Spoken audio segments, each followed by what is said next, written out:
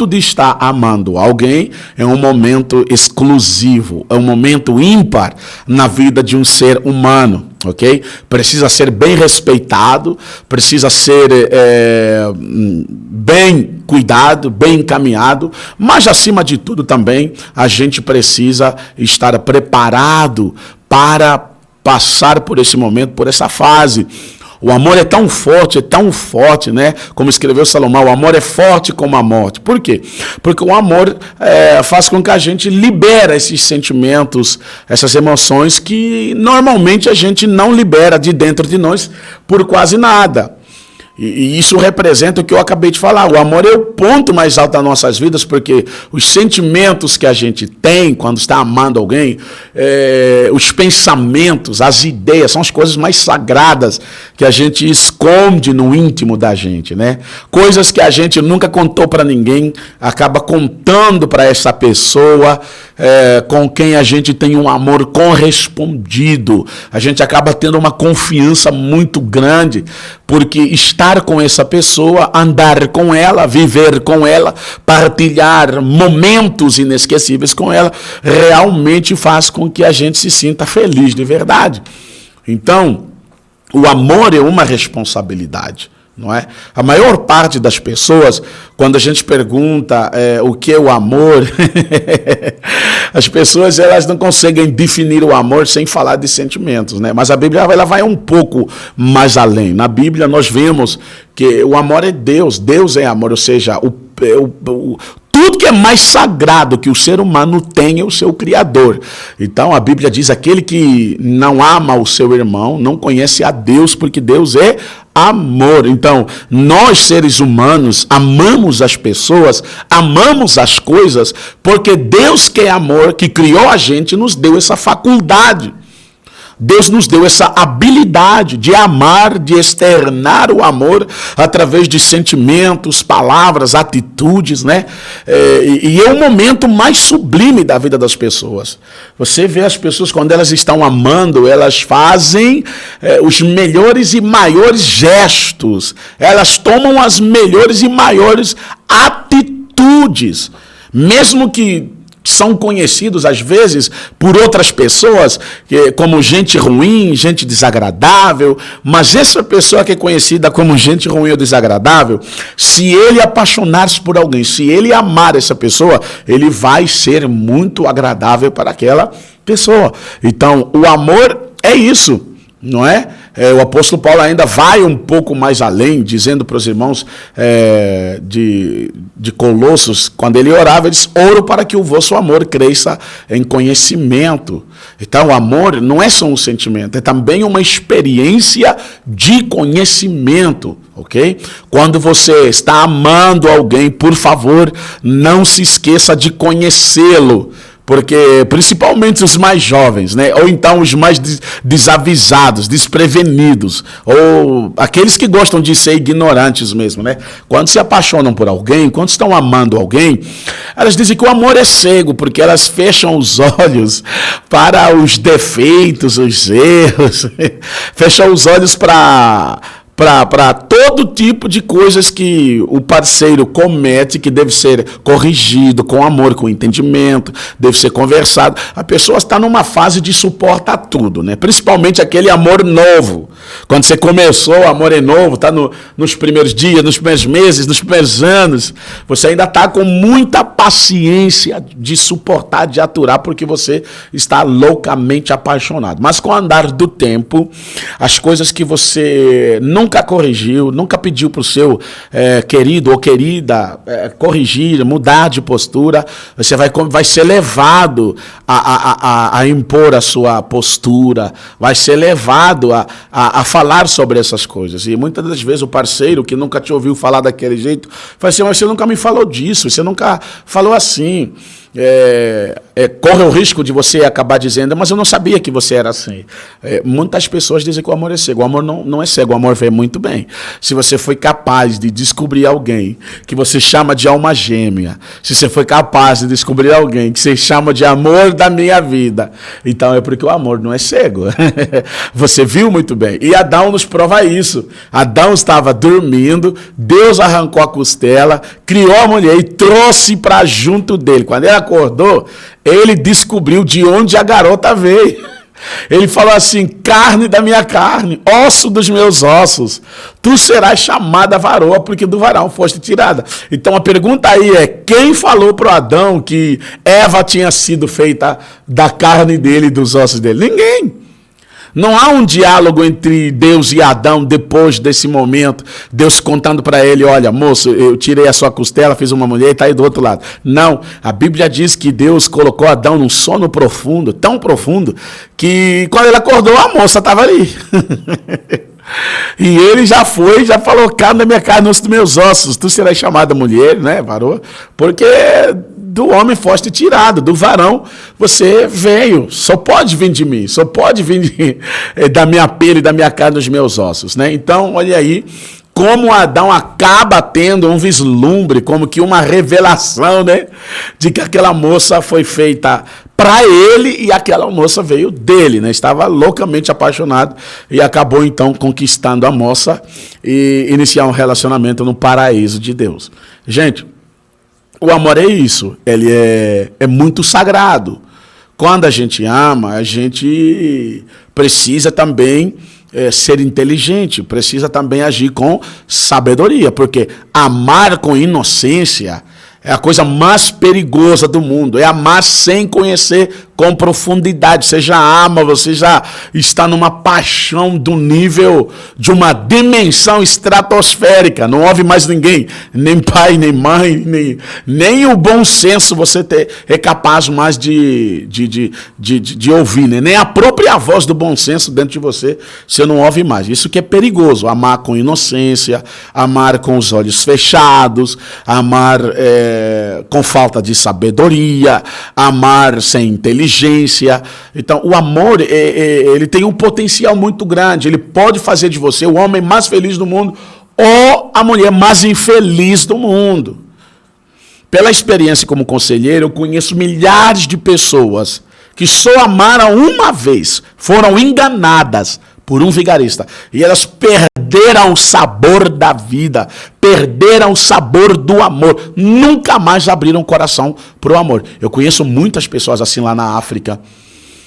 Pegou um trauma, ganharam uma desilusão tremenda, ganharam uma fobia, sei lá se a gente pode chamar agora de amorfobia, né? Mas ganharam uma fobia, um medo de amar e de ser amada, porque a primeira vez que aconteceu, se entregaram de corpo, alma e espírito e foram enganadas. Então, o amor é muito sério.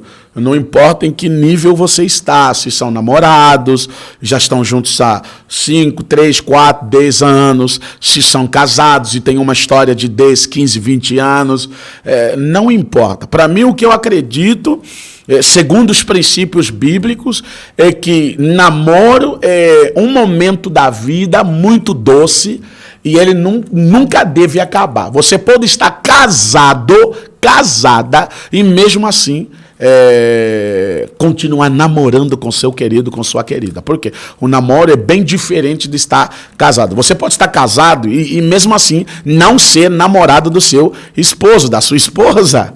Tem gente que está casado, mas não namora, não é namorado, não é namorada. Por quê? Porque a sua rotina de vida, né, o seu dia a dia mostra que vocês não namoram. Isso casa, trabalho, igreja, casa, trabalho, igreja, casa, trabalho, igreja, casa, trabalho, igreja, casa, trabalho, igreja, casa, trabalho, igreja, casa. Quer dizer, é uma rotina enfastiada, é uma rotina entediada, entendeu? E o relacionamento se torna apenas cumprimento de responsabilidade. Eu tenho que fazer isso porque eu sou marido, tenho que fazer isso porque eu sou pai, ela tem que fazer porque é a esposa, ela tem que fazer porque é a mãe. Tem muitos relacionamentos por aí que não saem da mesmice. Um relacionamento que não tem mais docilidade, que virou apenas um relacionamento entre duas pessoas que viraram cobradores de imposto um do outro, só cobra o dever. Tem que fazer, tem que fazer, tem que fazer. Tem que ir, tem que ir, tem que ir. Tem que fazer, tem que fazer. Então, tem muitos relacionamentos que já perderam sabor, porque deixaram de namorar. Qual o entendimento que nós podemos ter do namoro? O namoro, ele é o momento em que o casal dá mais prioridade para si mesmo. Ok? E isso é espontâneo, basta ver como o amor começa, como quando duas pessoas que se apaixonam, iniciam um relacionamento, basta você olhar para aquilo e você vai aprender uma lição assim, com muita profundidade, né? O que é que os namorados fazem quando eles estão bem, estão namorando? A namorada se torna a prioridade do namorado, o namorado se torna a prioridade da namorada. Ele não imagina nada sem ela. Ela não imagina nada sem ele. Se ela pensar em ir para o shopping, vai pensar nele. Se pensar em ir para o cinema, vai pensar nele. Se pensar em comprar uma pipoca, vai pensar nele. Se pensar em ir para a praia, vai pensar nele.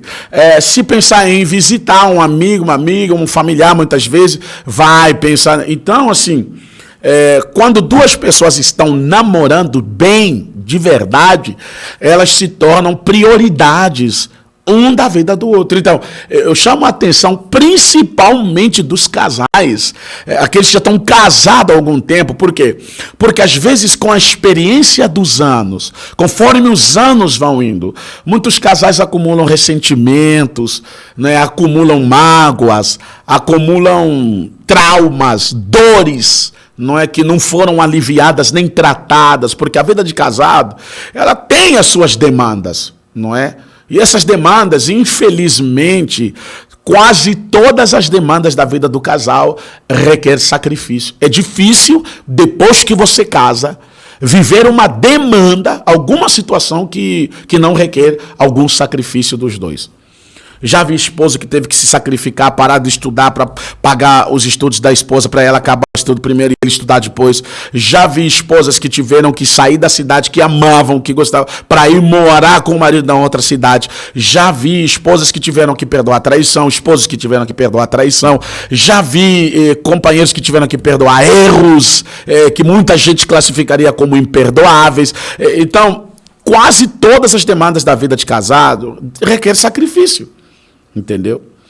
Então, o que acontece com o andar dos anos? As pessoas acabam perdendo o reflexo, acabam como que perdendo aquele gás que eles tinham no princípio do relacionamento, acabam como que perdendo a inspiração, o ânimo, sabe?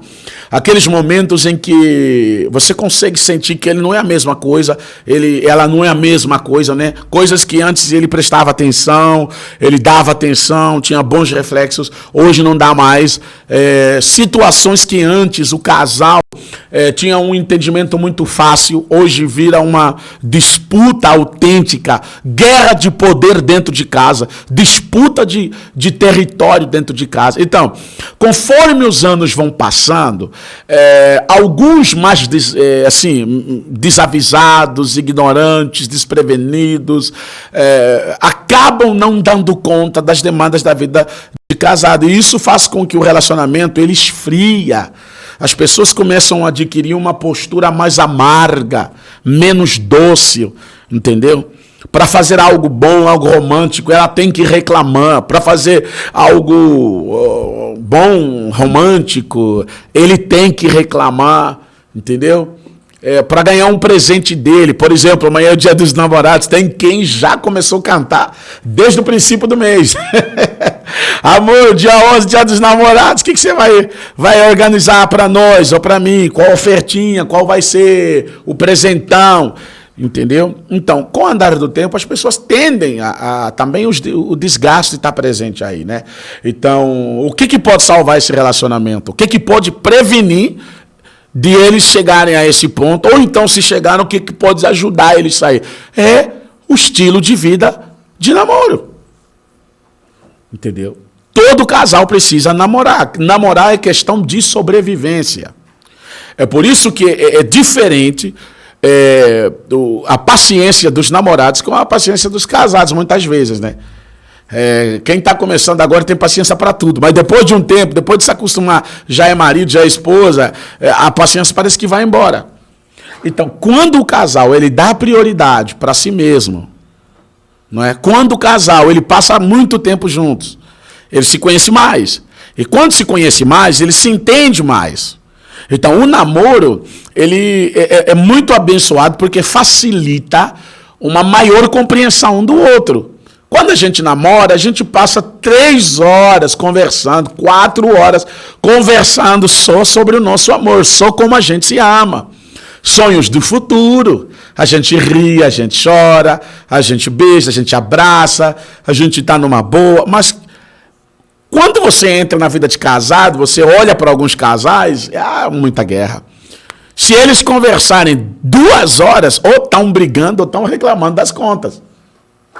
Se conversarem 2 horas ou 3, ou então tem um problema muito grave, que ninguém pode sair daí sem dar garantia de que realmente a opinião que deu pode ser válida.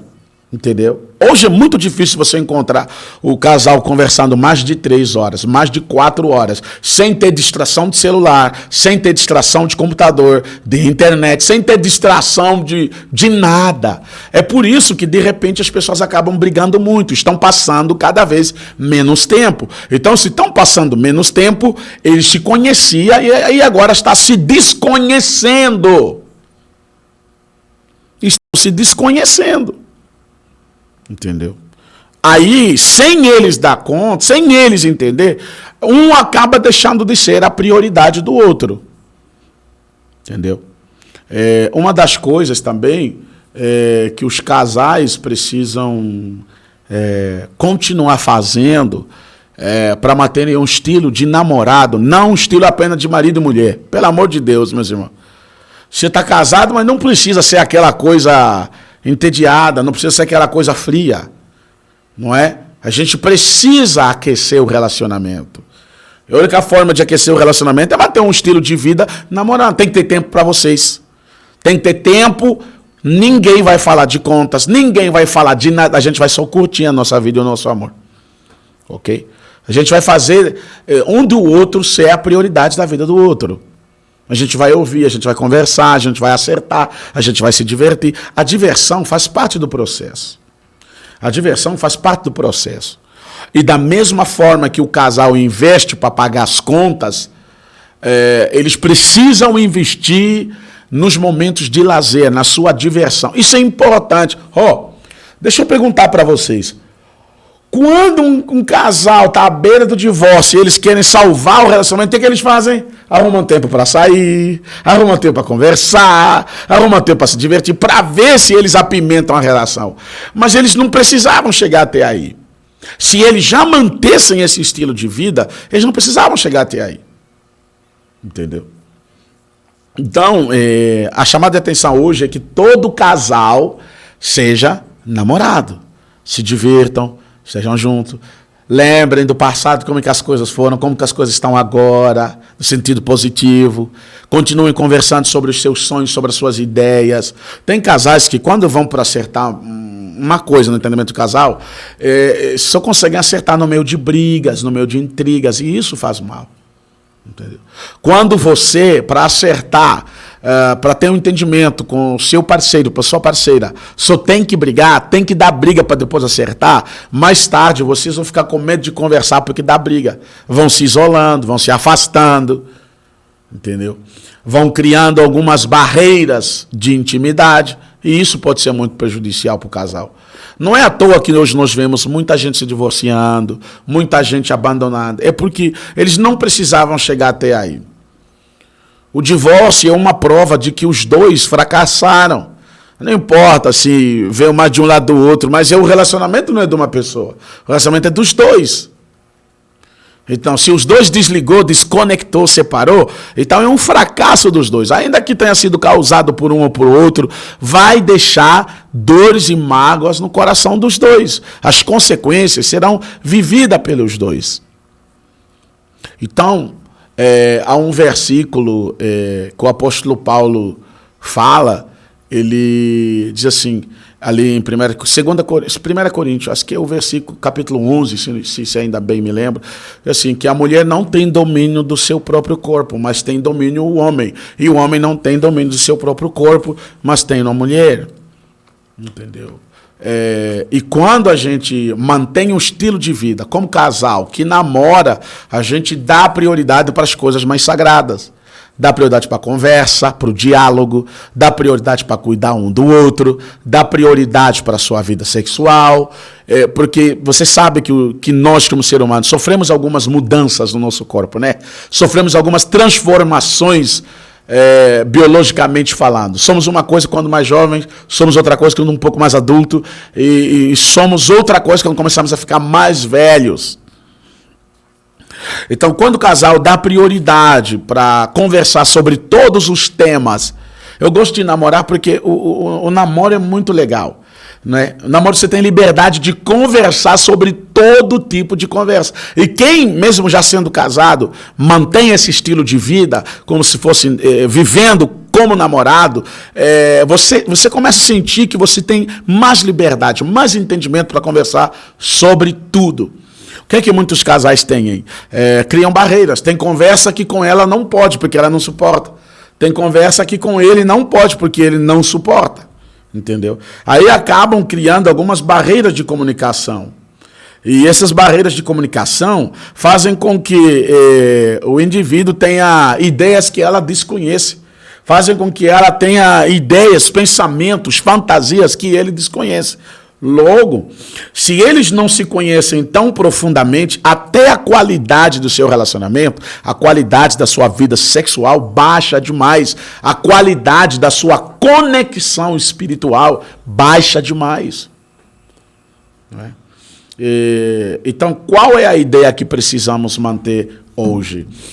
Exortar a todos os irmãos e irmãs, principalmente aqueles que são casados, que estão há muito tempo juntos, se divirtam, namorem, pelo amor de Deus, saiam para tomar sorvete, não importa a idade de vocês, saiam para ir para o cinema, saiam para um fim de semana, vão para uma chácara, para um sítio, façam uma viagem, a viagem que você sempre teve o sonho de fazer quando mais jovem, vai para a Bahia, para Pernambuco, vem visitar Minas Gerais, que tem muitos lugares bonitos, vem para a nossa cidade de São Sebastião do Paraíso, tem hotéis muito legais aqui, muito bonitos.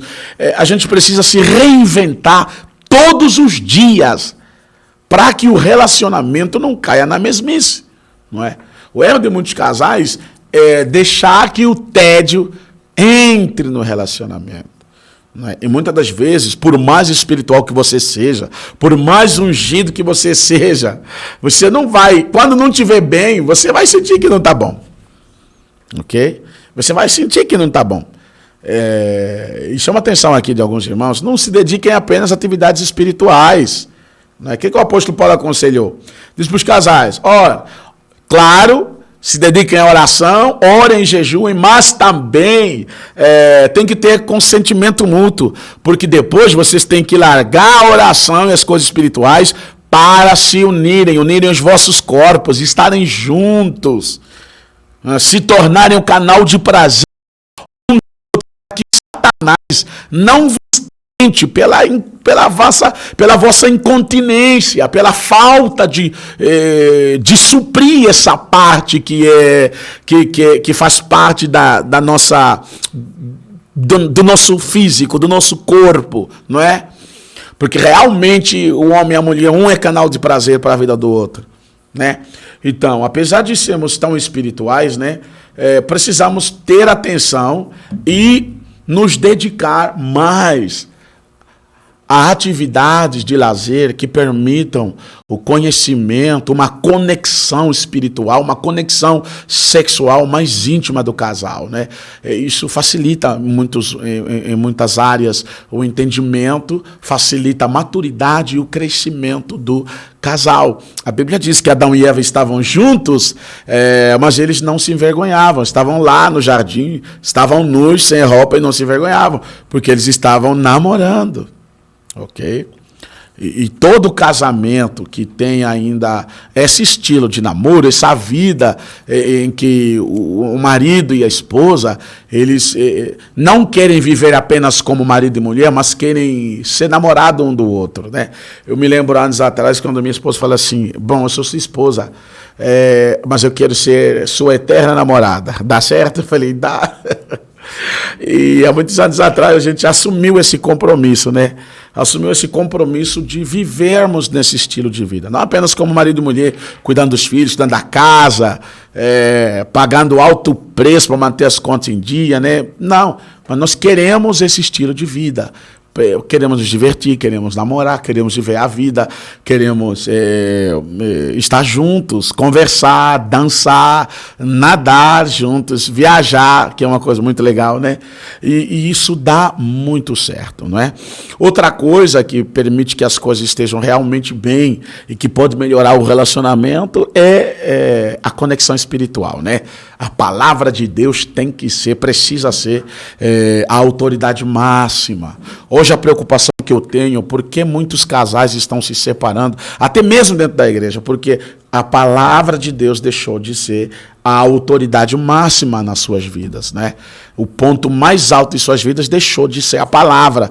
Agora são as suas ideias, são as suas ambições, os seus objetivos, não tem mais Deus, e isso cria muitos atritos, ok? Deus faz a diferença, Deus faz a diferença em todo tipo de relacionamento. Se nós estivermos bem conectados, bem ligadinhos, ter os momentos de orar, de buscar a Deus, os momentos de estudar a Bíblia juntos, trazer uma influência espiritual para o namoro, isso é uma coisa muito legal, porque o relacionamento se torna muito forte. O diabo pode se levantar de tudo quanto é jeito, mas os dois vão levantar as mãos perante a Deus e vão vencer o inimigo. Agora, o que acontece com alguns relacionamentos?